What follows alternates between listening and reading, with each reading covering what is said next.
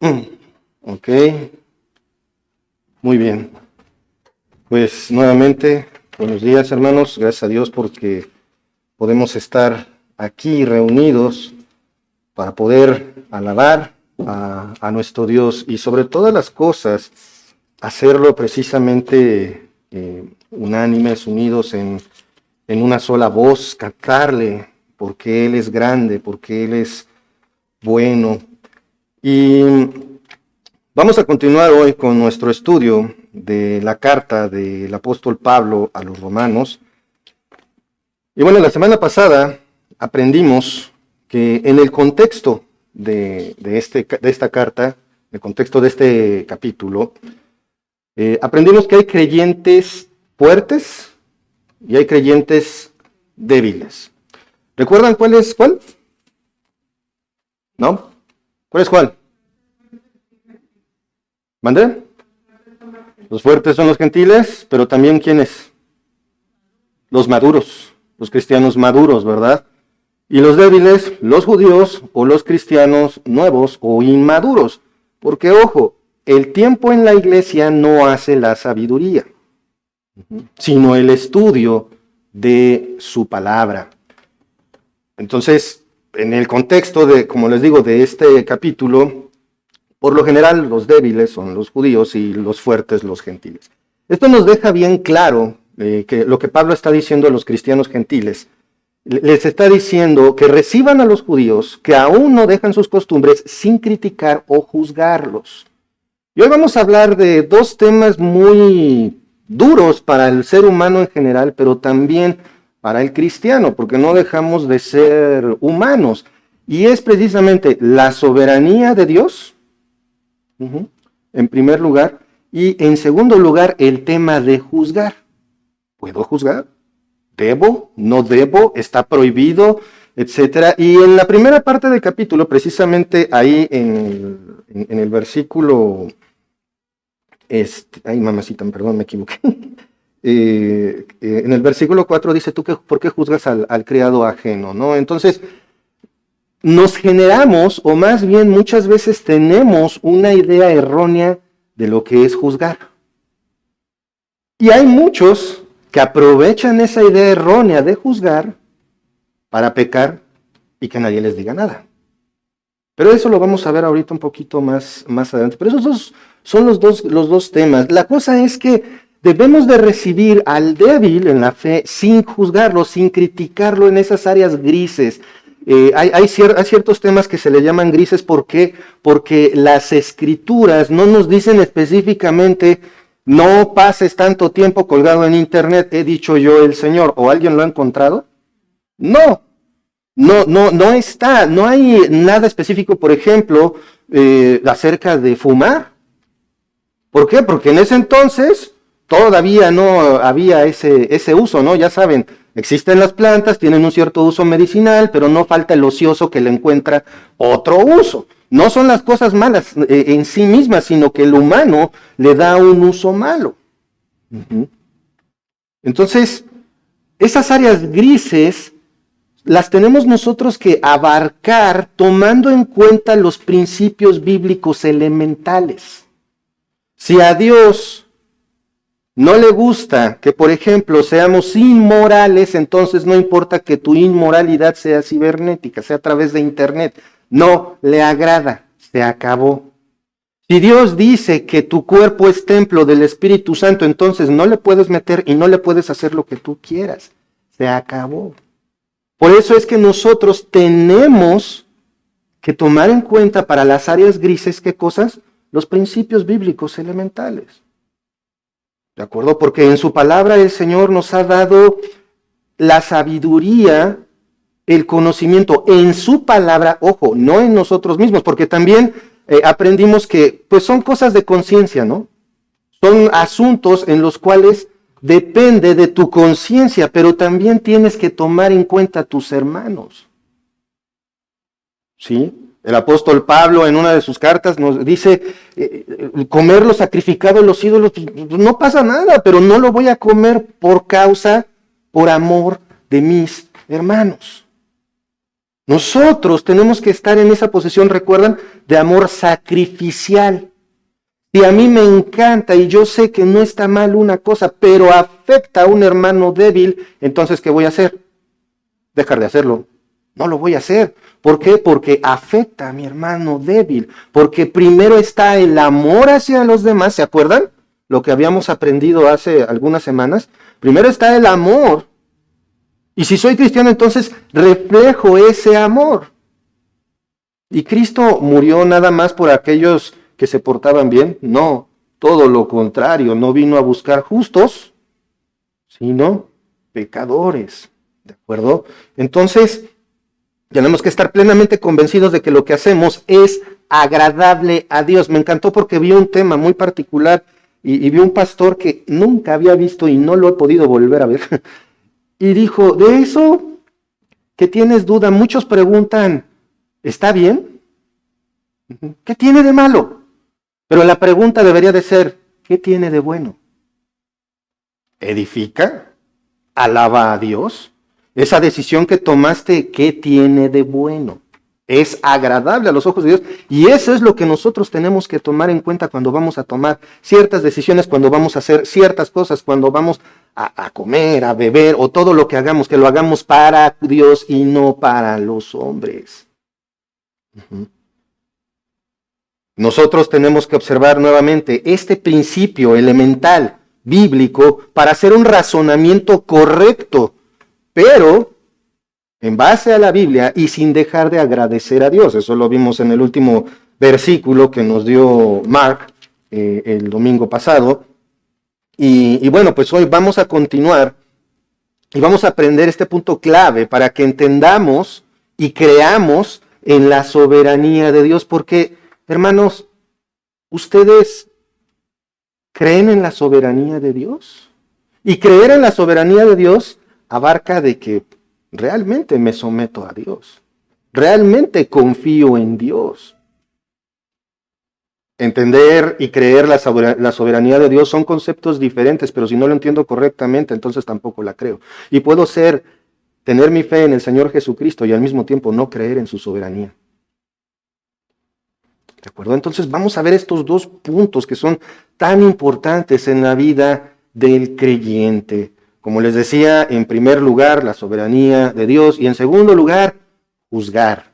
¿Puedo? ¿No puedo? ¿Debo? ¿No debo? ¿Tantito, poquito, muchito? ¿O cómo es que se trata este tema?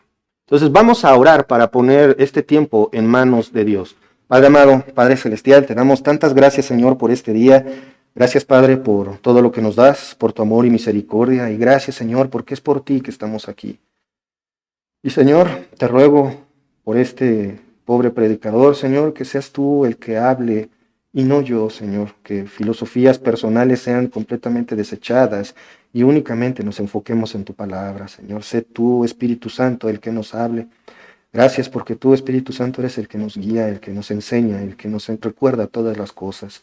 Padre, permítenos permanecer enfocados en ti, Señor, que nada nos distraiga de aprender más de ti. Gracias, en el nombre de nuestro Señor Jesucristo. Amén. Vamos a leer entonces el pasaje en el que nos vamos a concentrar hoy, y es ahí en Romanos, el capítulo 14, versículos 7 al 12. ¿Ya lo tienen ahí? Acompáñenme, por favor. Porque ninguno de nosotros vive para sí y ninguno muere para sí, pues si vivimos, para el Señor vivimos, y si morimos, para el Señor morimos. Así pues, sea que vivamos o que muramos, del Señor somos. Porque Cristo para esto murió, y resucitó y volvió a vivir, para ser Señor así de los muertos como de los que viven. Pero tú, ¿por qué juzgas a tu hermano? O tú también, ¿por qué menosprecias a tu hermano? Porque todos compareceremos ante el tribunal de Cristo, porque escrito está, vivo yo, dice el Señor, que ante mí se doblará toda rodilla y toda lengua confesará a Dios. De manera que cada uno de nosotros dará a Dios cuenta de sí. Y cuando llega uno a este versículo y lo razona por un momento, con ese tenemos. Cada uno nos vamos a presentar ante el Señor y vamos a darle cuentas. Esa parte incluso resulta intimidante. Le vamos a rendir cuentas. Le vas a rendir cuentas a Dios. Y estamos hablando de cristianos. Nada de que pues nadie se enteró. Le vamos a rendir cuentas al Señor. ¿Por qué es tan importante que lo que hagamos lo sujetemos a los principios bíblicos y no únicamente en nuestra opinión? La respuesta está en el versículo 7. Vamos ahí a Romanos 14, 7. Porque ninguno de nosotros vive para sí y ninguno muere para sí. Y aquí hay una curiosidad porque vamos a encontrar la palabra porque repetida. Sin embargo, en el original no son la misma palabra.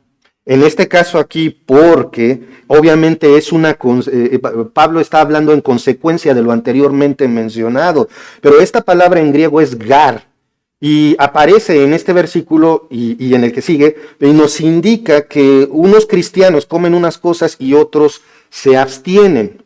¿Por qué lo hacen? ¿Se acuerdan? Es el tema anterior. Unos comen legumbres, otros comen carne, el débil come legumbres, el fuerte come carne. ¿Por qué hace esto? ¿Por qué lo hace?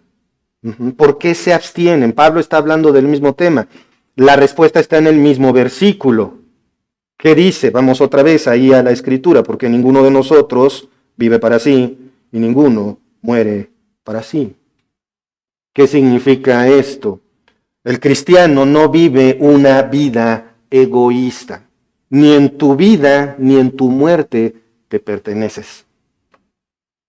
Y si estamos en esos dos extremos, pues todo lo que está en medio también te pertenece. No. Le pertenecemos a Dios desde el momento de la concepción, porque ahí inicia la vida, y le pertenecemos al Señor en el momento de que nuestro cerebro, nuestro corazón y nuestros pulmones dejen de funcionar. Y todo lo que está en medio, por ende, también está incluido. Evis Carballosa escribe en cuanto a esta parte en cuanto a este versículo, tanto en el fuerte como en el débil, ellos hacen lo que hacen con el fin de glorificar a Dios. Tanto el vivir como el morir del cristiano es para que el Señor sea honrado. En otras palabras, todas y cada una de tus acciones son para honrar a Dios, ¿verdad? Y es ahí donde te quedas. Hay algunas, o pocas, muchas cosas que no honran a Dios. ¿O sí? De repente, ¿no? Unos más frecuentes que otros, hay algunos que participan de ciertas cosas. Pero el punto aquí es, y me gusta mucho lo que escribió Evis Carballosa, es que tanto el cristiano débil como el cristiano fuerte hacen lo que hacen para glorificar a Dios. Entonces, examinemos nuestra vida. Hago lo que hago, hice lo que hice, haré lo que haré para glorificar a Dios. Y no nos engañemos. Hay cosas que no glorifican a Dios, por más que nosotros lo queramos acomodar. Entonces, tu pasado, tu presente, tu futuro está enfocado en glorificar a Dios. Es que yo voy a glorificar a Dios tomando. Sí, ya sé cómo se escuchó. ¿Cómo se escucha? Se escucha absurdo. Voy a glorificar a Dios diciendo una mentirita. Es piadosa, pero es una mentira. No olvidemos los principios bíblicos elementales. Entonces, no podemos, quiero seguir aquí con una pausa. No podemos simplemente actuar como cualquiera, ignorando lo que Dios ha establecido. Esa es la parte que a nosotros nos tiene que estar haciendo ruido en nuestra mente y en nuestro corazón. No podemos simplemente vivir como los demás. No debes hacerlo. ¿Por qué? Porque entonces estás actuando en contra de lo que Dios ha establecido. Y vamos a ser honestos, ¿qué cristiano hace eso? ¿Se acuerdan lo que nos dijo Mark de qué es un cristiano? Un Cristo chiquito. Una reproducción pequeña y defectuosa. Pero ese pequeño reflejo de Cristo debe de ser lo más parecido a Él. Es como en los juguetes, bueno, en los modelos a escala. Yo de niño me encantaba armar carritos. Mi mamá me compraba avioncitos, carritos, incluso tuve un portaaviones que era a escala. ¿Y cuál es la gracia de esas figuras? Que son lo más fieles posible al original. Eso es lo que hace caro a un modelo. Tú puedes comprar un modelo, por ejemplo, había unos avioncitos, me encantaban, que eran como de unicel y nada más le pegabas las alas, le ponías algo en la punta y a volar. Y lo único que tenía de parecido era el estampado. ¿Se parecía al real? Ni de cerca. Pero ¿qué tal si ibas y comprabas en la tienda de modelos a escala un avión que fuera la copia fiel? Entonces ese costaba mucho, es valiosísimo.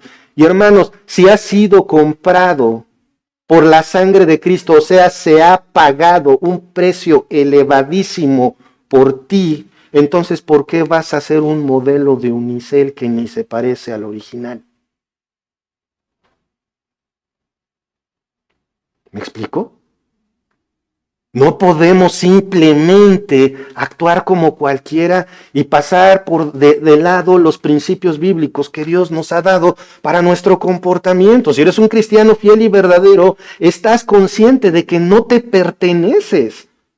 No tienes ese derecho. Y aquí es donde, ¿cómo que no tengo derecho? Porque bueno, somos los cristianos y los humanos para pelear derechos. Tengo derecho a esto, tengo derecho a lo otro.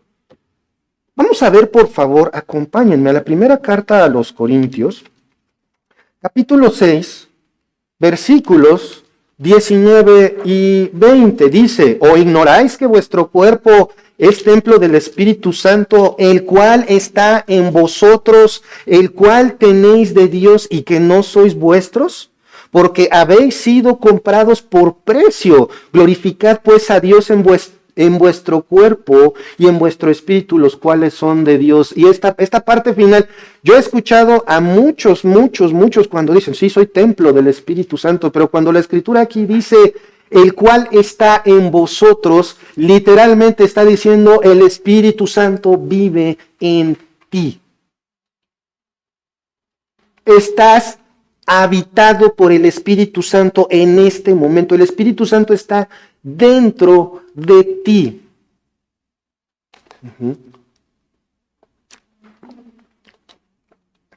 ¿Vivimos como si el Espíritu Santo habitara dentro de nosotros? Vemos lo que dice después, fíjense, y no es idea mía. Habéis sido comprados por precio, con la preciosa sangre de Cristo es que se ha pagado tu redención. Eres salvo porque el Hijo de Dios murió en la cruz para el perdón de tus pecados. Y si tú no crees esto, pon atención. ¿Por qué? Porque la gracia de Dios es que tú puedas tener perdón de tus pecados, acceso al Padre por la muerte, resurrección y glorificación del Señor Jesucristo. Y no se trata nada más de decir, sí, yo creo en Diosito, Chuchito es mi amigo. No. Se trata de entender, de creer, arrepentirte de tus pecados y poner tu fe en aquel que murió en la cruz por ti. Porque incluso dice la Escritura que incluso los demonios creen y tiemblan. Si tú le preguntas, si pudiésemos preguntarle a un demonio si cree en Dios, te va a decir sí. Entonces, ¿qué diferencia hay entre un humano y un demonio cuando dicen sí creo en Dios? En realidad ninguna, porque el objeto de la fe no es creer en Dios, el objeto de la fe es poner tu fe en Jesucristo para salvación. Porque no hay otro nombre dado a los hombres en el cual uno pueda ser salvo. En Hechos, cuando el carcelero le pregunta a Pablo, ¿qué puedo hacer para ser salvo? recibe una respuesta. Cree en el Señor Jesucristo y serás salvo. No hay más. Solamente la fe en Jesucristo es la que nos salva. Y este es el Evangelio. Esas son las buenas nuevas de salvación. Y quiero continuar, hermanos, porque este tema es, ahora sí que entre cristianos. Dice ahí, seguimos en 1 Corintios 6:20, dice, glorificad pues. ¿Qué significa esto? Fíjense cómo está escrito. Glorificad pues es en consecuencia entonces de que el Espíritu Santo mora en ti. Por consecuencia lógica, glorifica a Dios en tu cuerpo y en tu espíritu.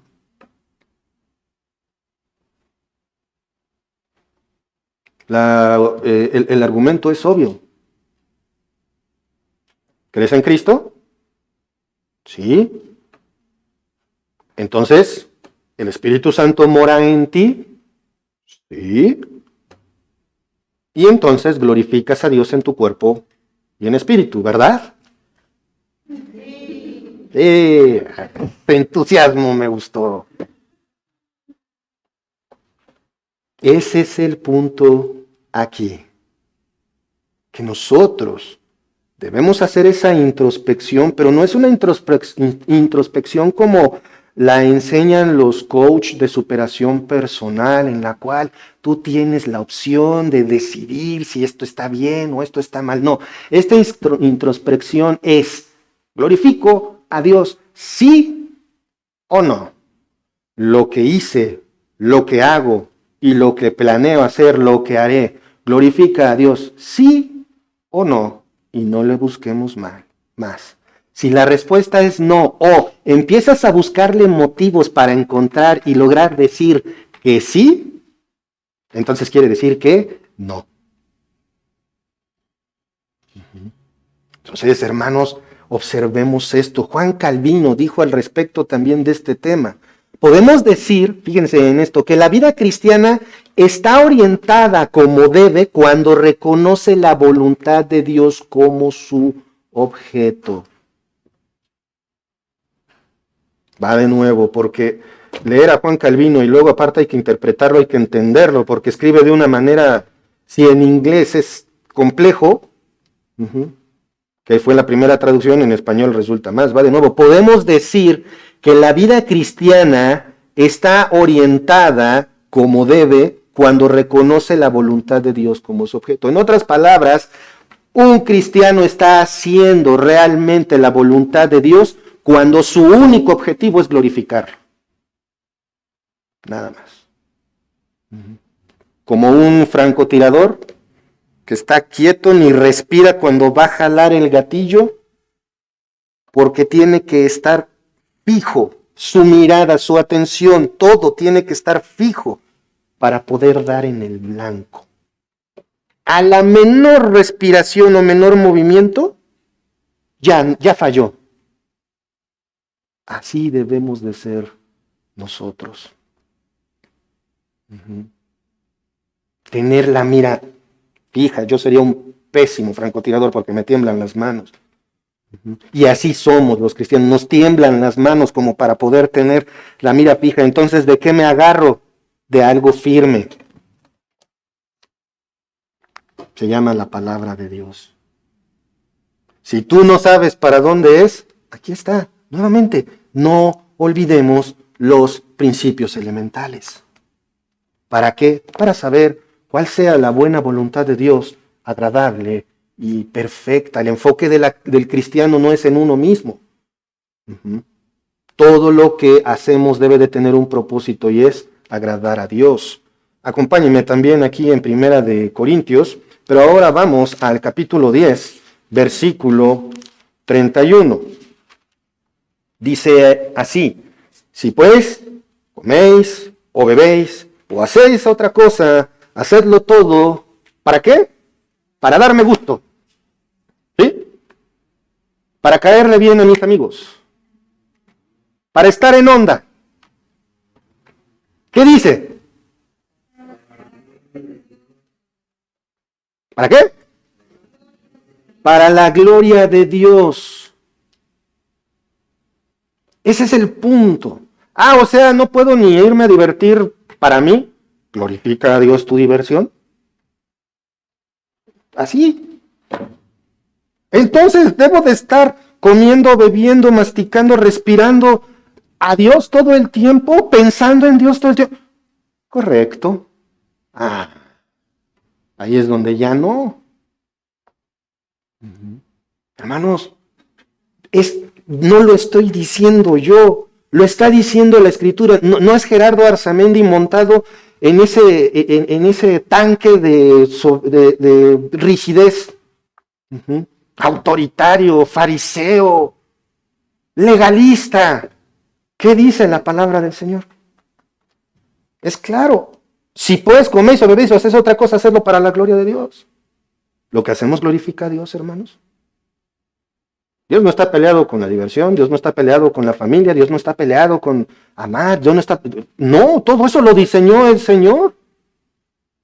Pero lo que tú haces en cualquier aspecto de tu vida glorifica a Dios. Y no lo estoy diciendo nada más para, ustedes, no. Es para cada uno de nosotros. Y esto nos lleva, vamos a regresar por favor a nuestro pasaje en Romanos, nos lleva, dice, estamos en el capítulo 14, versículo 7, porque ninguno de nosotros vive para sí, ninguno muere para sí. ¿Por qué razón? Pues si vivimos, dice el versículo 8, pues si vivimos, para el Señor vivimos, y si morimos, para el Señor morimos. Así pues, sea que vivamos o que muramos, del Señor somos, hasta lo cantamos. Hay un canto que técnicamente cita el versículo letra por letra.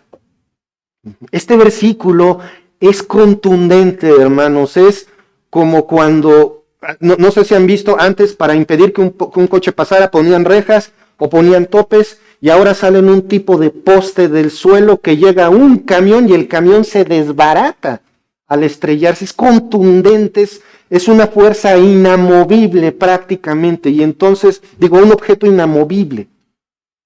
Pero una fuerza limitada se estrella contra un objeto inamovible, el que ejerce la fuerza se destruye por completo. Así de contundente es este versículo. Somos de Él, y Él tiene la soberanía sobre nuestra vida. ¿Y qué es la soberanía de Dios? Es el hecho de que Dios lo controla todo y en su providencia orquesta todo. La providencia, como ya lo había dicho, muchas veces la queremos entender en algo positivo, ¿no? La providencia de Dios, qué bueno, en la providencia de Dios tengo dinerito, en la providencia de Dios tengo despensa, pero sí, también en la providencia de Dios puedes estar enfermo.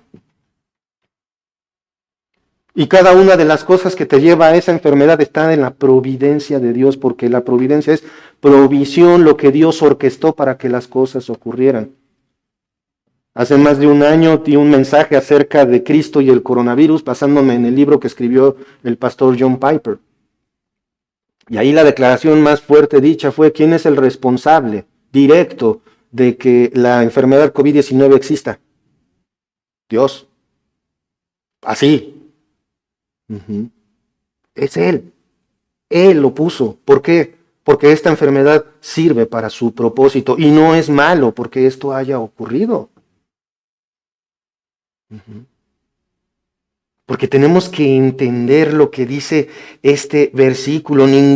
Si vivimos para el Señor, vivimos, y si morimos para el Señor, morimos. Y hermanos, esta es la parte que no le entra al humano y es con la que luchamos. ¿Cómo es posible que Dios permita que cosas malas ocurran? Porque son para su propósito, porque son malas en nuestra percepción. Y se nos olvida que todo lo malo que existe en el mundo es consecuencia del pecado.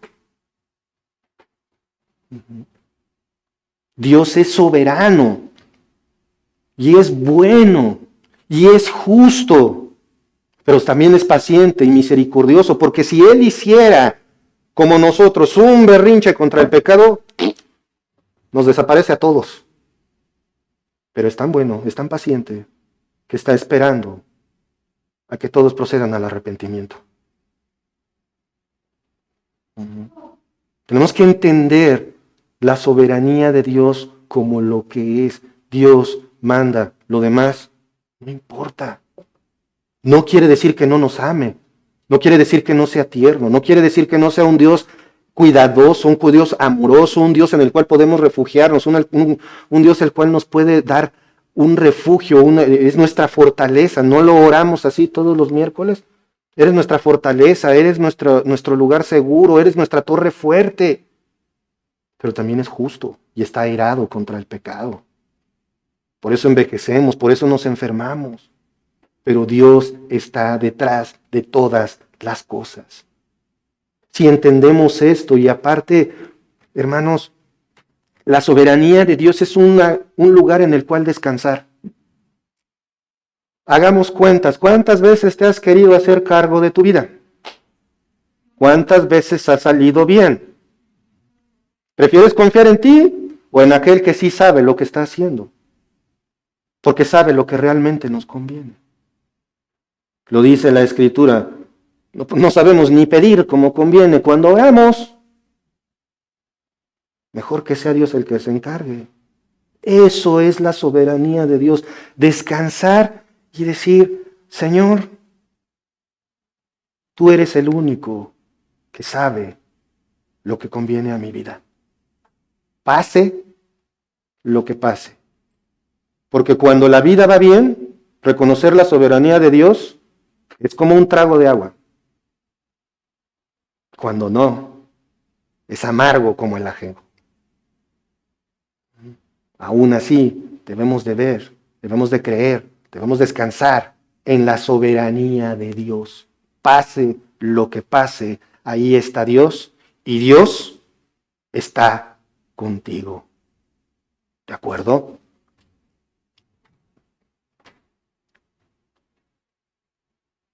Por eso es que es tan contundente este versículo. Somos de Él y Él tiene la soberanía sobre nuestra vida. Pablo lo expresa magistralmente, inspirado por el Espíritu Santo, ahí en la carta a los Filipenses. Por favor, acompáñenme a Filipenses 1:21. Porque para mí el vivir es Cristo y el morir es ganancia. Y más adelante dice, pues ya quisiera yo morirme, pero estoy vivo y ya no sé qué prefiero, porque le estoy sirviendo a Dios. Hermanos, ¿para ti el vivir es Cristo? ¿Vives de tal manera que morir sea ganancia? ¿Que te están haciendo un favor? Si mueres, sí, nos están haciendo un favor. ¿Por qué? Porque nos están mandando con el Señor. Claro, no voy a andar así como que, por favor, ¿usted me hace el favor de matarme? No, ¿verdad? Pablo lo está diciendo en su contexto. Me están persiguiendo, me van a matar, me van a cortar la cabeza. Pero mientras estoy vivo, estoy sirviendo al Señor. Y cuando me muera, ya me hicieron gloria a Dios. ¿Y qué vemos en Romanos? ¿Se acuerdan lo que leímos? Porque, pues si vivimos para el Señor vivimos y si morimos para el Señor morimos. Así que sea que vivamos o que muramos, del Señor somos. Hermanos, ahí está. Que nuestra vida tenga como objeto glorificar a Dios. Muchos aquí es donde empiezan a defender su libre albedrío, sus derechos. ¿Por qué? Porque es que tengo que actuar como si Dios fuera mi dueño. Ok. La razón la encontramos en la Escritura. Versículo 9, que dice el versículo 9 de Romanos 14. Porque Cristo para esto murió y resucitó y volvió a vivir, para ser Señor así de los muertos como de los que viven.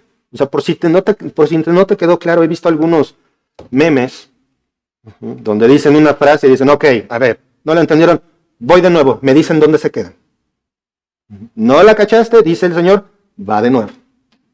¿Sí la cacharon, hermanos, en el versículo anterior? Lo que es la soberanía de Dios y que debo de sujetarme y que debo vivir para glorificar a Dios. ¿Verdad que todos lo vamos a hacer? Entonces voy de nuevo. Dice otra vez el versículo 9, porque, y se acuerdan, en el versículo 8 la palabra pues, traducida de mejor manera es porque, también, y es gar, lo que vimos que es esa consecuencia lógica. Sin embargo, aquí en el versículo 9 dice otra vez, porque. Y aquí cambia. No es Gad, aquí es del griego eistouto, que es con este fin, con esta razón. Es decir, el fin, la razón por la que Jesucristo murió voluntariamente es para el perdón de tus pecados. Esa es la razón. Hay una razón enorme y lo vamos a ir armando y seguramente ustedes se saben de memoria, Romanos 3:23, por cuanto todos pecaron y están destituidos de la gloria de Dios. Por esto murió Cristo, acuérdense, eistouto, con este fin, con esta razón, Cristo murió. Y escucha, si tú no has puesto tu fe en el Señor Jesucristo, dice, por cuanto todos pecaron y están destituidos de la gloria de Dios. Aquí no hay de que, ay, mira, este es chiquito y pues está ahí tiradito en el suelo exigiendo un chocolatito, pero es bueno, es puro, es santo. No. Lo mismo el adulto que en vez de cumplir con sus obligaciones, dices que yo me quiero comprar este super teléfono en lugar de pagar la colegiatura de mis hijos. Y el berrinche es el mismo, es pecado y está destituido de la gloria de Dios, sea chiquito o sea grandote. Como el chorrito, ¿se acuerdan? Se hacía chiquito, se hacía grandote, un chiste para ancianitos. No, no es cierto. No importa, el pecado es pecado. ¿Y qué dice? Por cuanto todos pecaron y están destituidos de la gloria de Dios. Si tú no tienes tu fe puesta en el Señor Jesucristo, no estás perdonado de tus pecados y entonces no tienes acceso a Dios. Esa es la posición en la que te encuentras sin Cristo. Y el pecado tiene un precio. Y esta es la parte que muchos no entienden. Bueno, es que es Dios tan bueno que perdona todo, ¿no? Pero dicen perdona todo como si Dios lo fuera a pasar por alto y ya. Vamos a Romanos capítulo 6. Versículo 23, porque la paga del pecado es muerte, mas la dádiva de Dios es vida eterna en Cristo Jesús, Señor nuestro. Si tú estás escuchando esto y crees que Dios es un viejito que pasa por alto todas las cosas malas y que al final te va a dar la entrada al cielo nomás porque hiciste cosas buenas, es un error. Aquí dice, ¿cuál es la paga del pecado? Muerte. ¿Y quién murió para la paga del pecado? Jesucristo. El pecado es perdonado porque las demandas de Dios fueron satisfechas en Cristo, en su muerte, en su derramamiento de sangre, en esas aproximadamente 3 horas que estuvo envuelto en oscuridad, sufriendo minuto tras minuto la ira de Dios que te tocaba a ti y a mí. Pero por gracia soy salvo por medio de la fe. Y esto no viene de nadie, es un regalo de Dios para ti. Pero debes de tener tu fe puesta en Cristo. El único que te puede salvar de sufrir la ira de Dios, lo único que te puede salvar de sufrir la ira de Dios es la fe en Cristo. Arrepiéntete y cree en Él. Ahora, ¿sabían que Cristo no murió únicamente, hermanos? Fíjense, ¿sabían que Cristo no murió solamente para perdonar nuestros pecados? Sabemos que murió para eso, pero murió solo para el perdón de nuestros pecados. ¿Qué dicen? Vamos a regresarnos un versículo. Estamos ahí en Romanos 6:23. Vamos al 22. Mas ahora que habéis sido libertados del pecado y hechos siervos de Dios, tenéis por vuestro fruto la santificación y fin como la vida eterna. Fíjense en esto. Primero dice libertados del pecado. Eso lo conocemos, ¿verdad? Cristo murió para perdonar mi pecado, para librarme de mi pecado. Y entonces la justicia de Dios se aplica a mí. ¿Cuál es el segundo propósito? Está ahí luego. ¿Cuál es? ¿Lo pueden ver? Hechos siervos.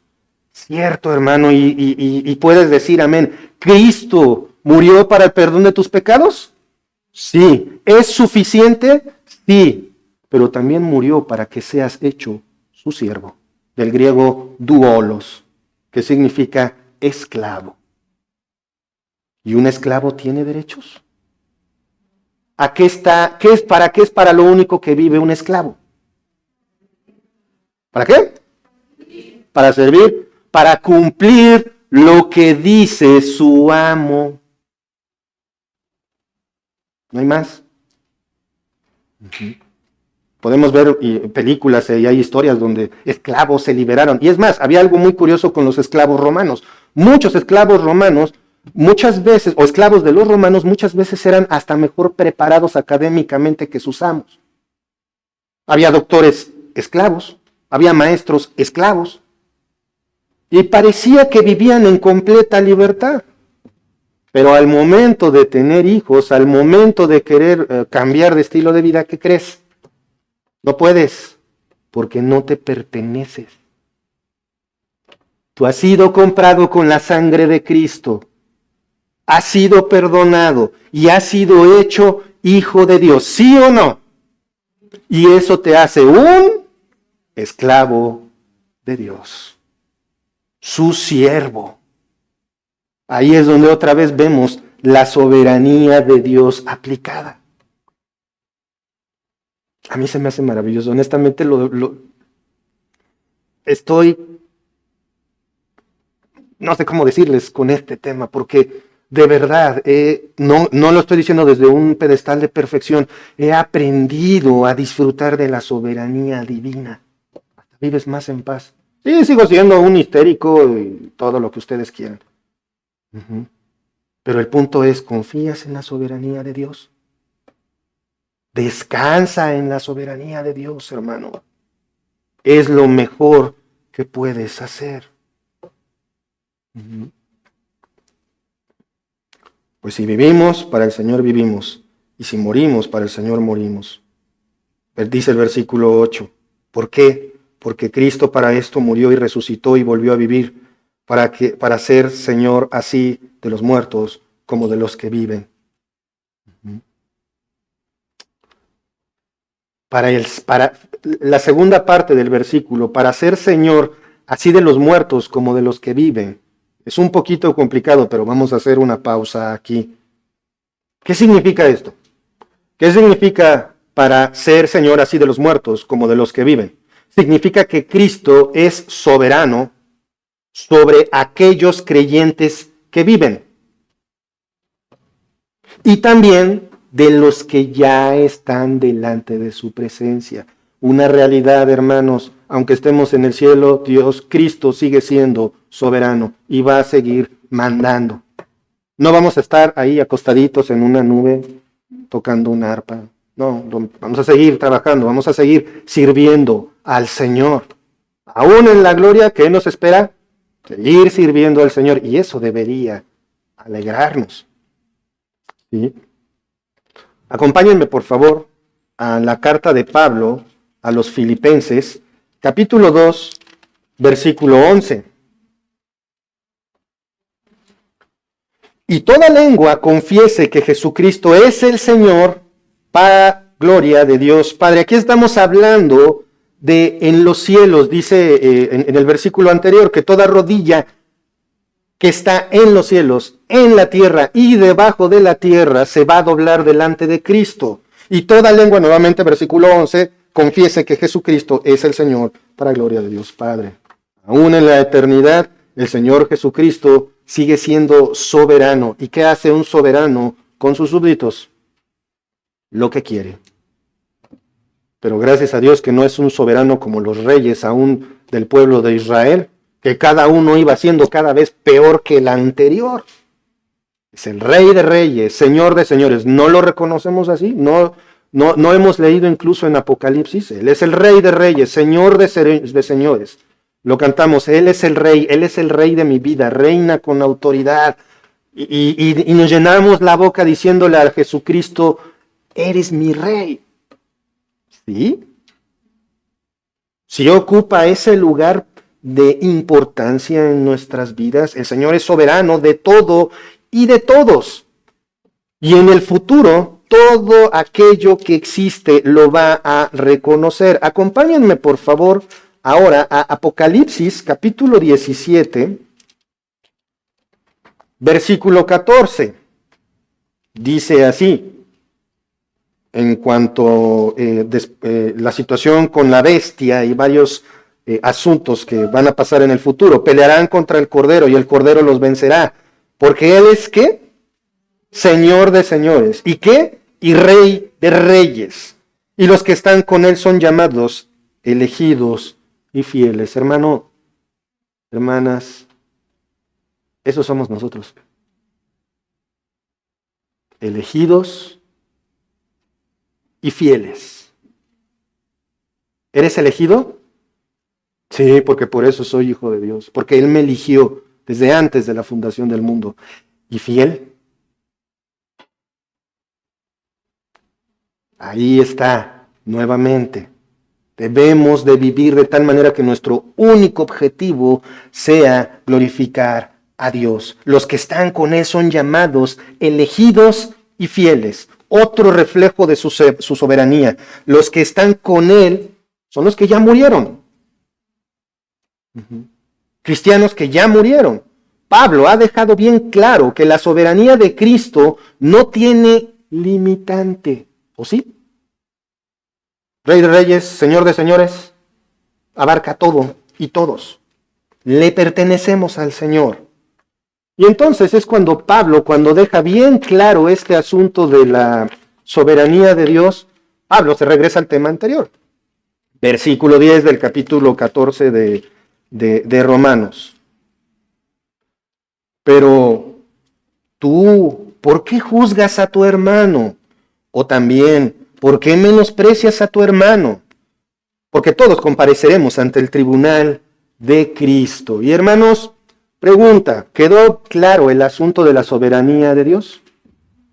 ¿Sí se entiende qué es soberanía de Dios? ¿Sí se entiende por qué se dice que Cristo es soberano? ¿Sí se entiende nuestra posición? ¿Quedó claro? ¿Puedo seguir? ¿O me regreso? ¿Sí sigo? ¿Me dan permiso? Ok, gracias. La primera palabra que vemos en el versículo 10 es, bueno, las dos, pero tú, es enfático, como lo podemos leer ahí en el capítulo 14, versículo 4. Tú, ¿quién eres que juzgas al criado ajeno? Aquí en el versículo 10 vemos, pero tú, ¿por qué juzgas a tu hermano? En ambos versículos se usa con el mismo argumento, juzgar. Tú, ¿por qué juzgas? Y este es un tema bastante controvertido. ¿Está diciendo acaso aquí el Espíritu Santo cuando leemos, ¿por qué juzgas a tu hermano? ¿Está diciendo que no juzgues? ¿Es que acaso los cristianos tenemos prohibido juzgar? ¿Los cristianos desagradamos a Dios cuando hacemos juicio? ¿Quién dice sí? ¿Quién dice no? ¿Quién se anima?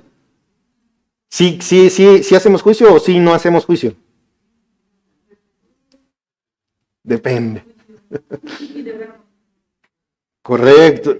Depende. Depende. No es lo mismo hacer juicio que hacer juicio. ¿Sí quedó claro? Es en esa posición en la que nos encontramos cuando no interpretamos correctamente la Escritura y entonces andamos como que bailoteando entre si juzgo o no juzgo, si está bien, si está mal, si es azul, si es verde, etc. Vamos a Mateo, por favor acompáñenme al Evangelio según San Mateo, capítulo 7, versículo 1. Nos vamos a quedar un ratito ahí en Mateo 7. Dice, agárrense, no juzguéis para que no seáis juzgados. Ahí está, Gerardo. Está mal juzgar, ¿verdad? Pues como dicen por ahí, un texto sin contexto nada más sirve de puro pretexto. Aquí no dice no juzgues. Si ahí dice no juzgues. Sí, pero no dice no juzgues. ¿Quedó claro? ¿Por qué estoy haciendo este juego de palabras? Porque quiero que vean lo fácil que es perder la perspectiva en este tema. Si solamente digo, no juzgues, no, sí juzga, pues parece que más bien estoy discutiendo conmigo mismo, ¿no? Y van a decir, este está loco. Pero este versículo ha sido usado, fíjense, para evitar crítica, señalamiento de pecado o errores. Ha sido usado así durante mucho tiempo y muchas personas lo usan. No juzgues para que no seas juzgado. ¿Por qué? Porque ya preguntaron ciertas cosas, ya se notaron ciertos pecados y entonces me señalan y digo, no juzgues para que no seas juzgado. Y lo usamos los humanos, ¿sí o no? Todos están mal, que se haga la voluntad de Dios, pero en los burros de mi compadre.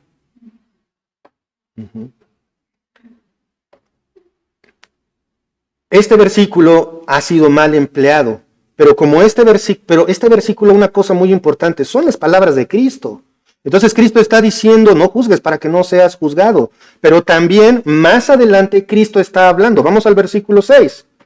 No deis lo santo a los perros, ni echéis vuestras perlas delante de los cerdos, no sea que las pisoteen y se vuelvan y os despedacen. Y vamos a continuar ahí mismo en el capítulo 7, pero versículos 15 y 16. Guardaos de los falsos profetas que vienen a vosotros con vestidos de ovejas, pero por dentro son lobos rapaces. Por sus frutos los conoceréis. ¿Acaso se recogen uvas de los espinos o higos de los abrojos?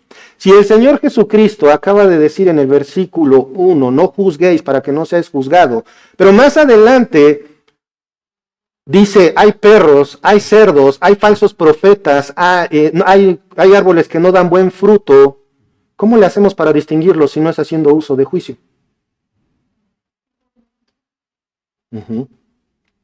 ¿Sí observan?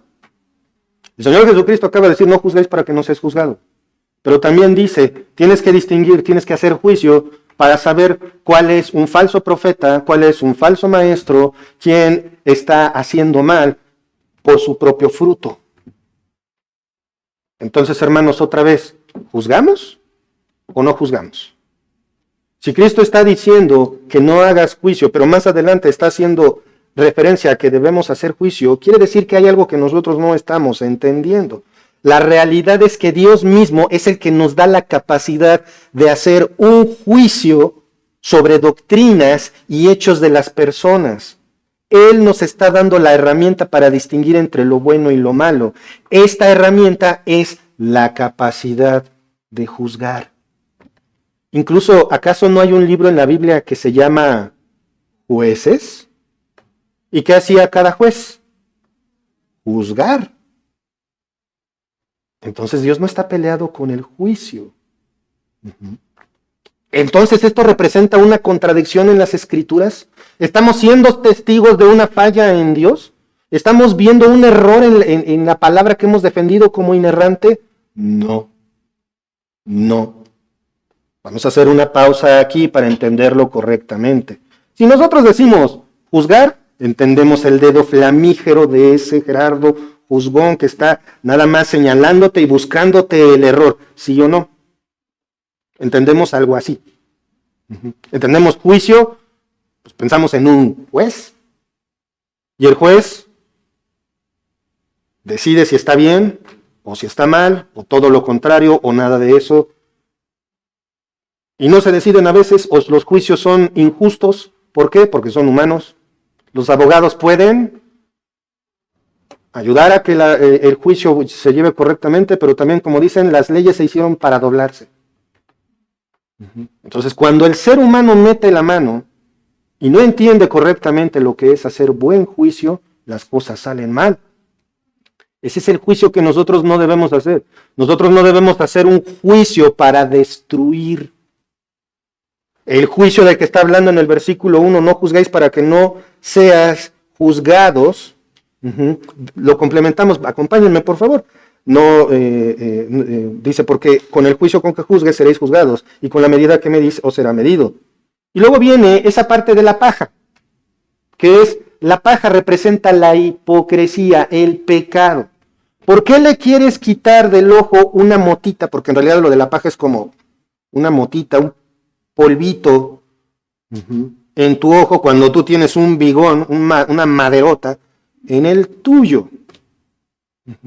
Sí, ahí está el pecado de tu hermano, pero también observa el tuyo. Y cuando tu pecado esté confesado, puedes ir y ayudarle a tu hermano con el suyo. Ese es el juicio que debemos hacer. Si vamos a señalar el pecado de nuestro hermano, no es para quemarlo, es para restaurarlo, es para que lo abandone. Porque si yo veo a mi hermano y digo, es que a mí no me corresponde decir esa parte, a mí no me corresponde, él tiene que confesarlo, a mí no me corresponde hablar y decirle al líder que tal hermano tiene tal problema. Él ya se dará tiempo.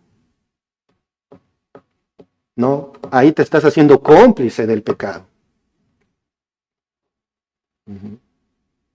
Por eso es que existen escrituras, como lo vemos ahí en Mateo 18, donde ¿qué se hace? Un juicio. Si tu hermano peca contra ti, ve y repréndele. Si no se arrepiente, ya juzgaste. No se arrepintió, ya analicé, ya hice un juicio en base a las escrituras, ve con 2 testigos. Si no, y sigues adelante. Tenemos permitido hacer juicio, pero nuestro juicio, los juicios que tenemos que hacer no son para destrucción, son para edificación de las vidas de nuestros hermanos. Le guste o no al hermano que cometió el pecado. No se trata de hacerlos sentir cómodos, pero sí se trata de salvarlos de sí mismos. Porque el pecado es como una tela negra que se pone delante de nuestros ojos de manera espiritual y no nos deja ver la verdad. Y aún el hermano que está en pecado, cuando estamos en pecado, hermanos, lo defendemos. Defendemos nuestro pecado delante de Dios. Eso es lo que es entrar en, y esa parte la conozco muy bien, entrar en las llamas para sacar a alguien que muchas veces se te resiste. Y te vas quemando junto con la persona y la jalas y la estás tratando de rescatar y se resiste, o también como los suicidas, y estás ahí luchando por jalarlo y cuando lo echas para abajo, te demando porque impediste mi muerte. Y no estoy bromeando, son cosas que pasan. O en el ambiente prehospitalario, está ahí tirado, quieres salvarlo, no me salves, no me hagas nada. Así es el cristiano cuando está en pecado y lo defiende. Y entonces tenemos que salvarlo aún en contra de su propia voluntad. Nada de que me quedo callado, nada de que no me corresponde decirlo, nada de que vamos a darle chance. No, hermanos, porque lo que está siempre en juego es la santidad de la iglesia.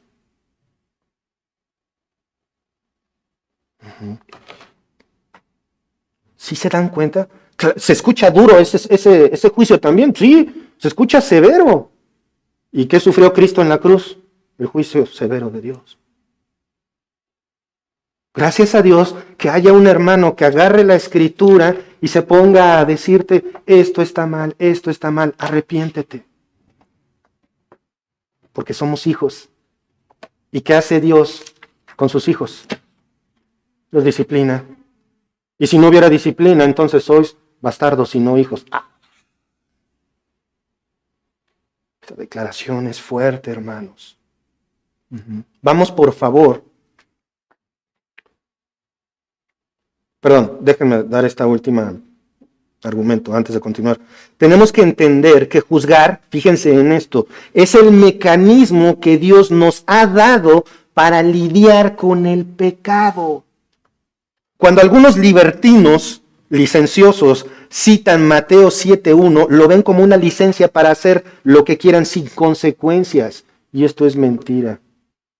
Hermanos, el juicio es la herramienta que Dios nos da para lidiar con el pecado. De uno, primero, obvio, y después, mis hermanos.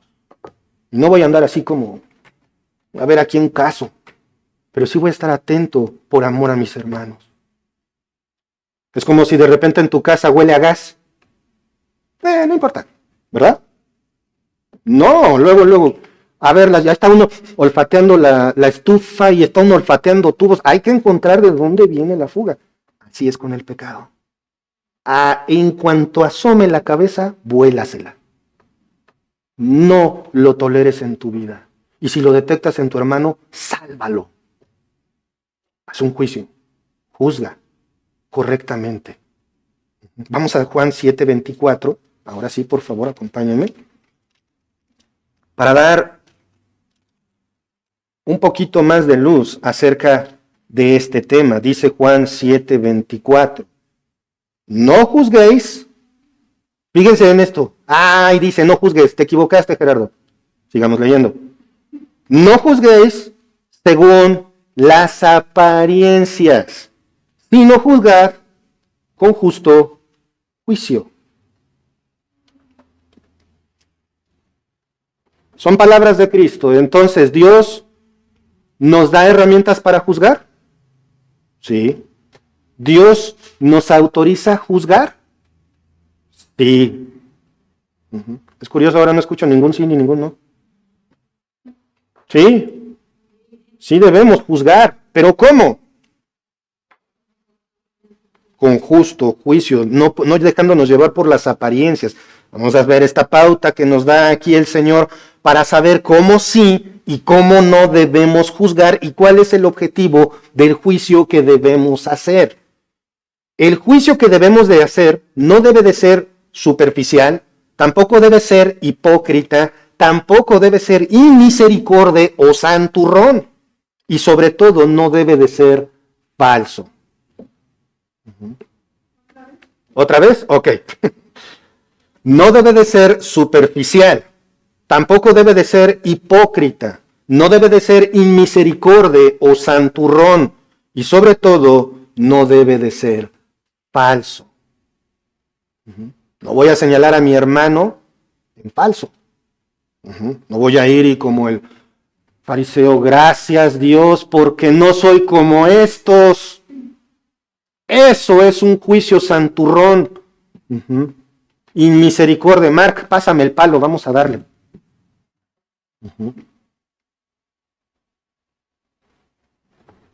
Otro, hipócrita.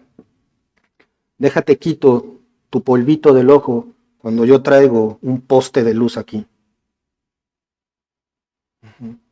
Voy a juzgar tu pecado, pero yo estoy hasta las enaguas de lodo.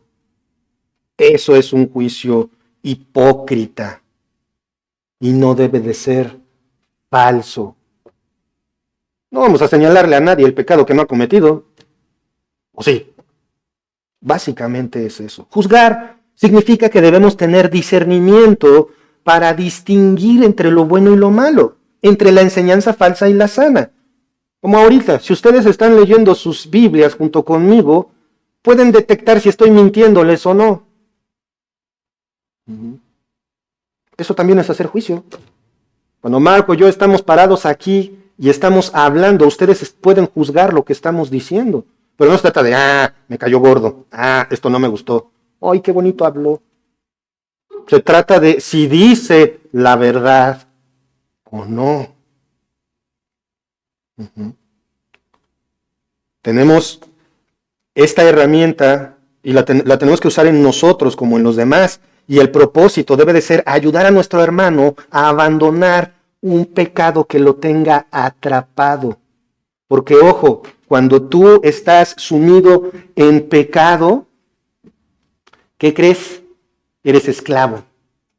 Y tú solito te estás poniendo la cadena para seguirte embarrando de porquería, de pecado. Entonces, cuando nosotros ejercemos el juicio, estamos salvando a nuestro hermano. Pero vamos a regresar, no me voy a seguir más con este tema, disculpen ustedes, pero vamos a regresar al capítulo 14, versículo 10, nuevamente. Dice, pero tú, ¿por qué juzgas a tu hermano? O también, ¿por qué menosprecias a tu hermano? Esta parte del versículo es un recordatorio de lo que dice el versículo 3 del capítulo 14. No debemos juzgar en el aspecto negativo, ya entendimos, ¿no? Hay de juicio a juicio, ¿verdad? Una cosa es juzgar y otra cosa es juzgar. Ahora sí se entiende un poquito mejor. O sea, una cosa es juzgar y otra cosa es ser juzgón. ¿Sí o no? Voy a hacer juicio con mi hermano porque lo quiero salvar. ¿De acuerdo? No debemos juzgar en el aspecto negativo por ser fuertes en la fe, ni tampoco menospreciar al débil en la fe. Recordemos, si come o no come, si guarda o no guarda, siempre que no esté haciendo algo que transgreda lo establecido por Dios, no hay por qué cuestionar. Pero recordemos, si hay pecado, no podemos pasarlo por alto, ni tampoco ponerle fecha para después. O no me corresponde a mí decirlo. Si ya sé que está ahí, si tú ves una rata tamaño tejón ¿Le das la entrada a tu casa? ¿Le das quesito? ¿Y qué tal si fuera una ardillita? Ah, la cosa cambia, ¿verdad? Pero también la corres, ¿para qué la quieres adentro?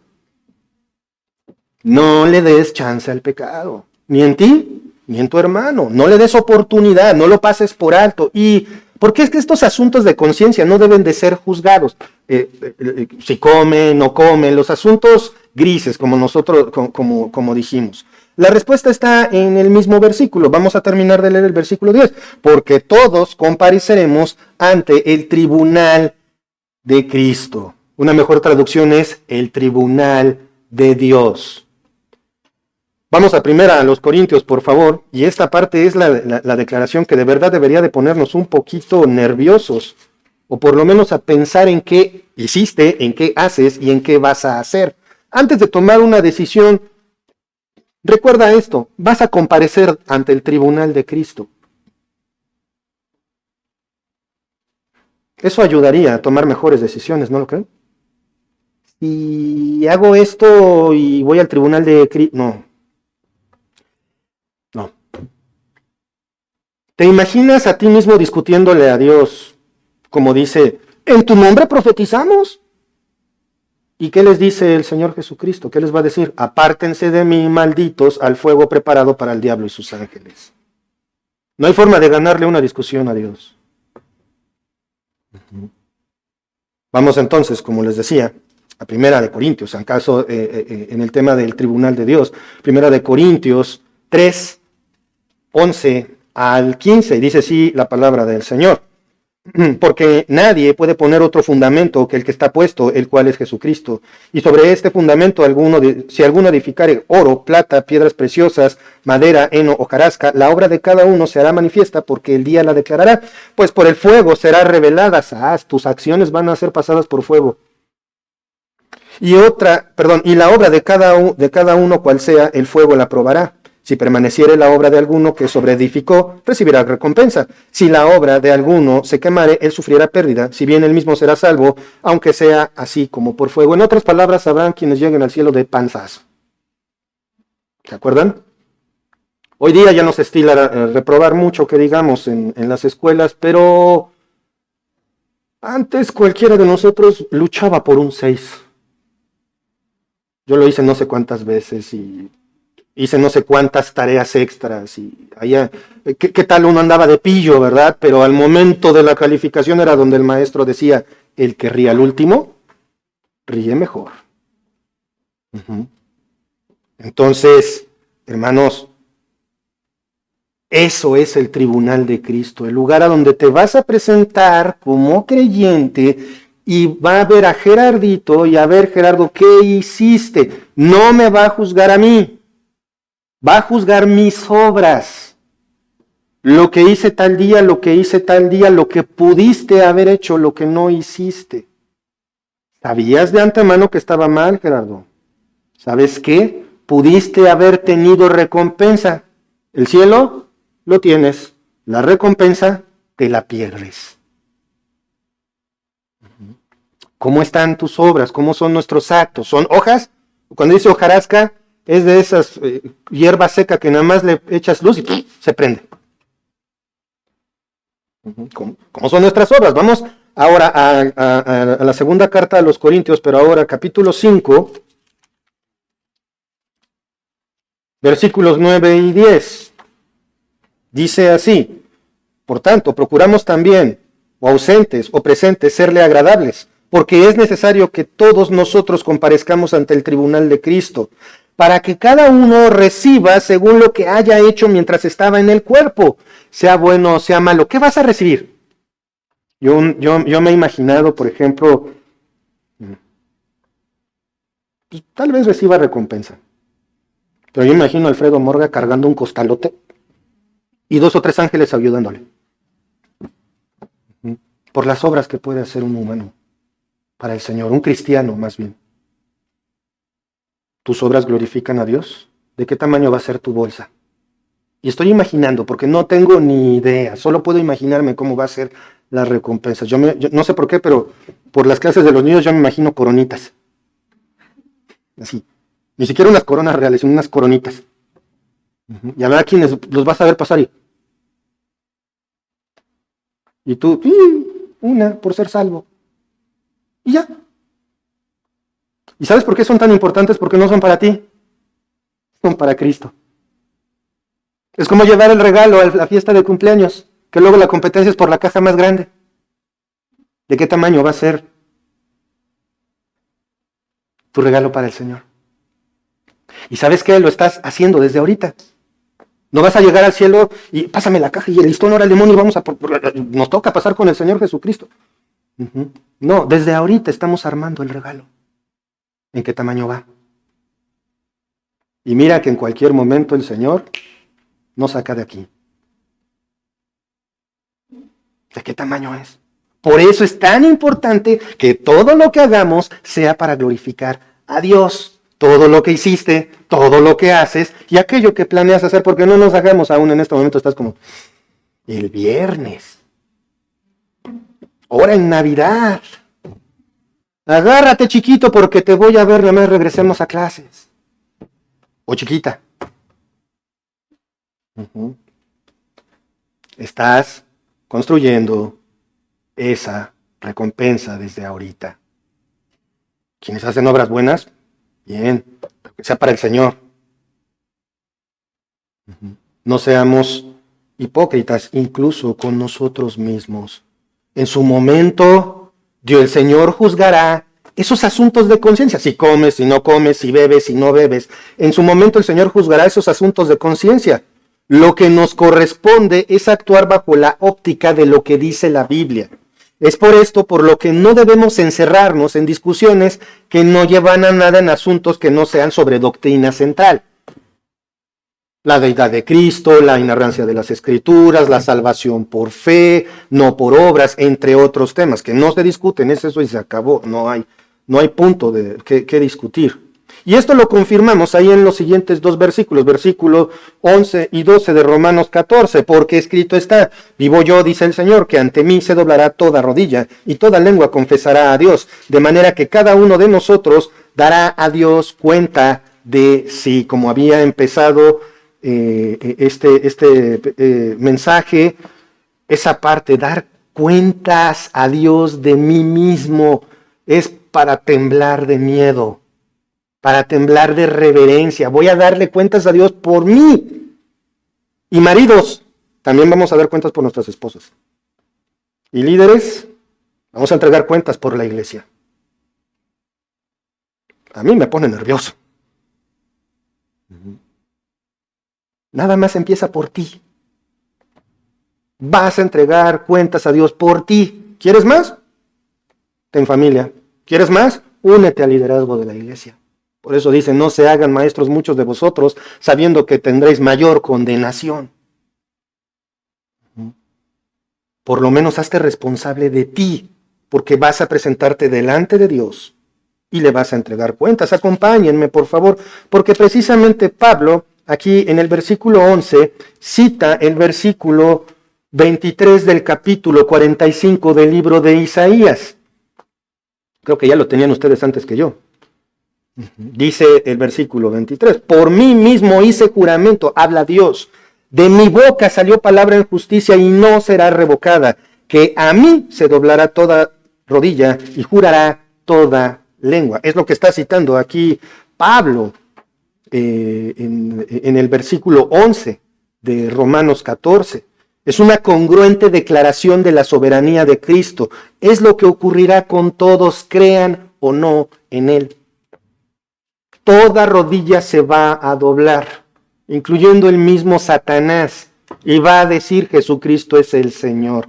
Todos los que no creen en Cristo, lo mismo va a pasar para condenación. Van a doblar la rodilla y van a decir Jesucristo es el Señor. Y nosotros como cristianos, con gusto doblaremos la rodilla. ¿Y qué diremos? Jesucristo es el Señor. En el versículo 12 vemos, de manera que cada uno de nosotros dará a Dios cuenta de sí. Insisto con el tema, escrito está, vas a comparecer delante del Señor. El juicio será personal. Es como, pásale. Yo no sé si el Señor va a tener oficina. Ujú. Pero yo me acuerdo, ve a la oficina del director. ¿Y qué va a pasar? Estoy suponiendo. Estás en tu habitación del cielo y es un ángel. Estoy suponiendo. Uh-huh. Te espera el Señor en su oficina. ¡Ah! Ya me toca. O vas a decir, sí, vamos.